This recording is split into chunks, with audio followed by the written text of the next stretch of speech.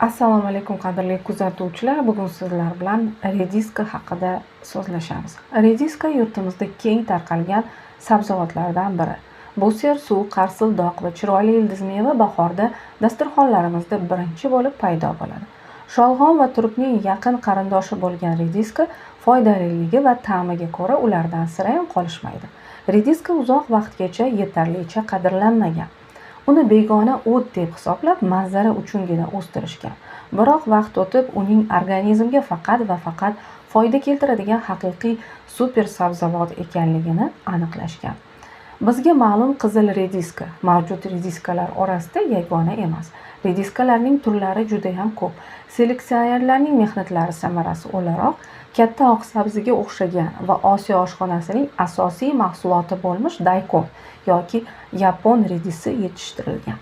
Shuningdek, qo'zoqli rediska va eti pushti hamda qirmizi tarvuz rediska, yashil, olovrang, binafsha rang va qora ispan rediskasi, yana maka rediskasi, Peru jenshini mavjud. Rediskaning vatani Xitoy sanaladi. Xitoyliklar hamisha rediskani foydali xususiyatlari uchun yuqori baholashgan va uni ko'plab kasalliklarga qarshi qimmatli dori deb bilishgan. Qadimgi Misrda ham rediskani nihoyatda qadrlashgan. Qadimgi Yunonlar esa uni tuhfa sifatida Apollon ibodatxonasiga olib borib, sabzidan ustun qo'yishgan ekan. Shuni bilingki, rediska nafaqat ildizi, balki poyasi ham yeyish mumkin bo'lgan sabzavot sanaladi. Rediskaning poyasida vitamin mevasidagidan ham ko'proq deyishadi. Yangi poyani salatlar, sho'rvalar, karam va suyak sho'rvalarga qo'shish, shuningdek muzlatish va quritish, qishda esa turli taomlarga qo'shimcha sifatida ishlatish mumkin ekan. Rediska tarang, qora dog'larsiz va yoriqlarsiz bo'lishi kerak. Eski rediska so'lg'in va yumshoq, ichi g'obak sabzavot bo'ladi. U ancha turib qolgan sanaladi. Poyali rediskani tanlayotganda poyaning yangiligi va rangiga ahamiyat bering. Ko'katning yorqin yashil, to'q rangi oldingizda yangi va sifatli mahsulot turganidan darak beradi. Bahorgi ilk salatlarni va akroshkani rediskasiz tasavvur qilish qiyin.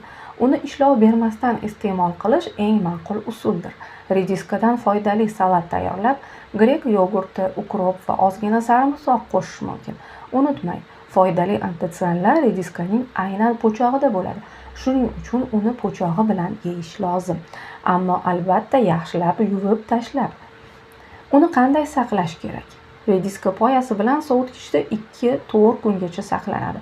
Agar uni uzoqroq saqlamoqchi bo'lsangiz, poyalarini olib tashlaganingiz ma'qul, chunki saqlanayotganda u ildiz mevadan foydali xususiyatlarni so'rib oladi.